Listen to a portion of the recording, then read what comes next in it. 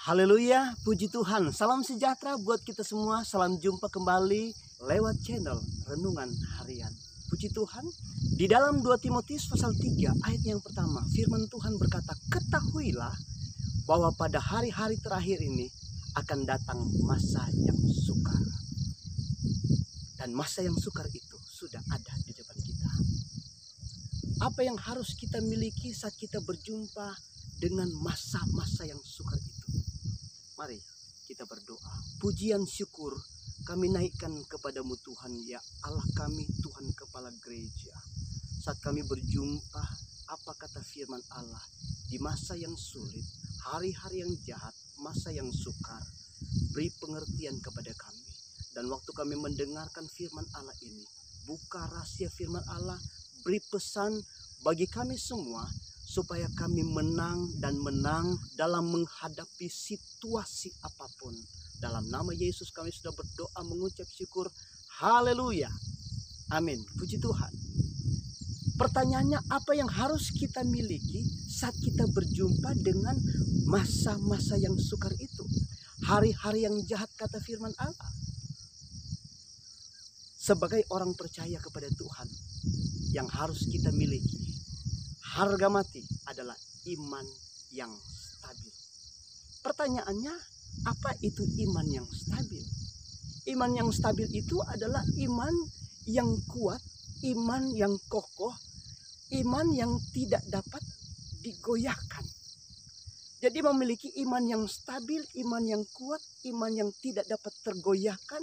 Waktu kita berhadapan dengan masa yang sukar, waktu kita berhadapan dengan situasi yang sulit, waktu kita berhadapan dengan persoalan sebesar apapun, yang pasti kita ini tidak akan takut dan gentar.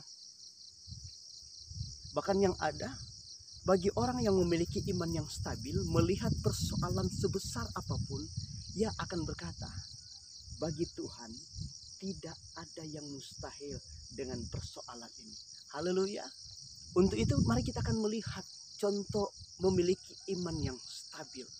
Ada satu contoh dalam 1 Samuel pasal 17 ayatnya yang pertama dan seterusnya. Di sana diceritakan bahwa bangsa Israel diperhadapkan di medan pertempuran dengan bangsa Filistin. Bangsa Israel ada di bukit yang satu dan bangsa Filistin ada di bukit yang satu. Artinya di antara mereka ada lembah.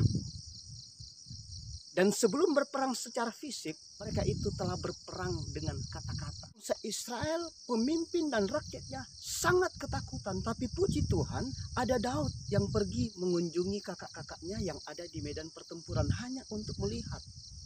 Tapi waktu dia mendengar kata-kata ocehan daripada si Goliat, maka saat itu juga dia tantang kepada Goliat itu. Goliat yang tingginya 6 hasta 1 jengkal, kurang lebih hampir 3 meter. Tetapi itu tidak membuat takut kepada orang yang memiliki iman yang stabil.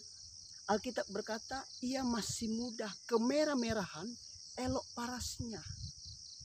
Ini bahasa gaul, ini anak imut-imut. Tidak ada yang menakutkan dengan anak imut-imut. Tetapi ia berkata, aku menantang Goliat. Jadi iman yang stabil tidak pernah takut dengan situasi kondisi yang ada di depan kita. Dan untuk melihat apa yang terjadi kepada orang yang memiliki iman yang stabil, kita ikuti pada channel selanjutnya. Tuhan Yesus menolong, menyertai, memberkati.